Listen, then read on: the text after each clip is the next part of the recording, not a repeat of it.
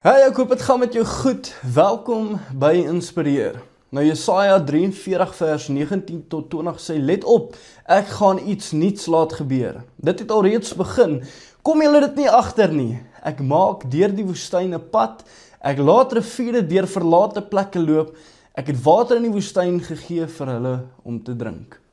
Nou het jy ooit in 'n tyd in jou lewe gevoel asof alles stil staan en niks beweeg nie? Of jy vasgevang is in 'n woestyn, jy weet droog, warm, stil, en jy vra jouself die vraag, gaan daar ooit weer iets niets gebeur?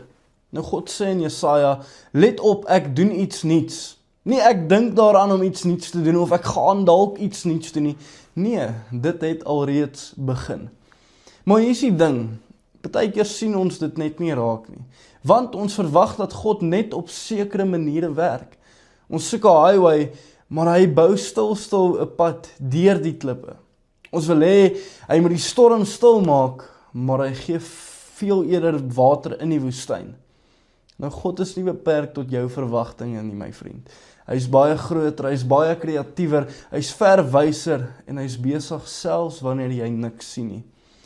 En jy is dalk vanoggend in 'n woestyn, maar net omdat jy nie die water sien nie, beteken nie dat God stil is nie. Sien, hy maak paaie waar daar absoluut niks is nie. Hy gee lewe waar jy net dood sien. En hy roep nuwe dinge tot bestaan, selfs al voel alles in jou moeg.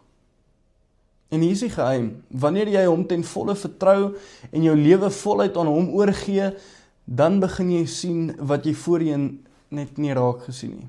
Jy begin sien dat hy was nog altyd besig in jou lewe, en die pad is besig om te vorm, die rivier is op pad, en hy werk nie op jou tyd nie, maar hy werk altyd, reg op tyd.